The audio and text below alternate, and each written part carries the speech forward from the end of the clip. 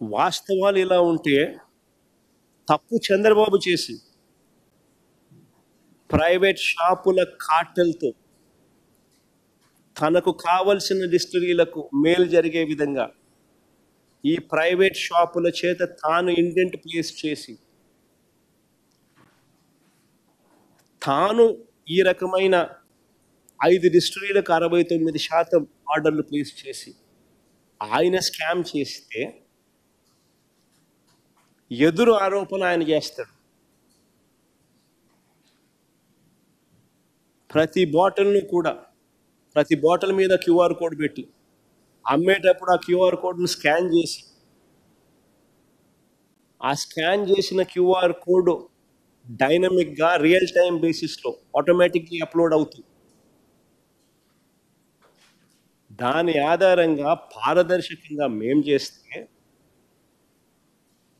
చంద్రబాబు నాయుడు గారు అనే వ్యక్తి ఎటువంటి దుర్మార్గమైన ఆలోచనలతో దుర్మార్గమైన ఆరోపణలు చేస్తూ ఉన్నాడు అనే దానికి నిదర్శనం. వాస్తవాలు ఇలా ఉంటే చంద్రబాబు నాయుడు గారు ఇప్పుడు భయపెట్టి బెదిరించి తప్పుడు సాక్ష్యాలు సృష్టించి తప్పుడు వాంగ్మూలాలను సృష్టించి అరాచకంగా చంద్రబాబు నాయుడు గారు వ్యవహరిస్తూ ఉన్నాడు.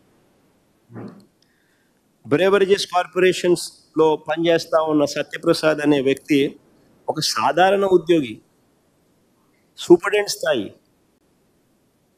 ఎంతమంది సూపరింటెండెంట్ ఉంటారో తెలుసా? ఎక్సైజ్ డిపార్ట్మెంట్లో 10ల సంఖ్యలో ఉంటారు.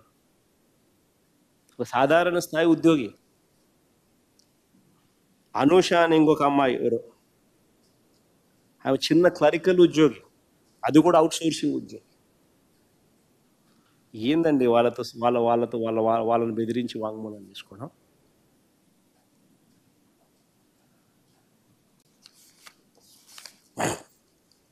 ఇక బ్రేవరేజెస్ కార్పొరేషన్ ఎండీగా పనిచేసిన వాసుదేవ్ రెడ్డి ఈ ప్రభుత్వం తనను వేధిస్తుందని హైకోర్టులో 3 సార్లు యాంటిసిపేటరీ బెయిల్ పిటిషన్ ఫైల్ చేసినాడు ఈ మనిషి. ఈ ప్రభుత్వం తనను వేధిస్తూ ఉందని, హెరాస్ చేస్తూ ఉందని 3 సార్లు యాంటిసిపేటరీ బెయిల్ పిటిషన్ హైకోర్టులో ఫైల్ చేసినాడు.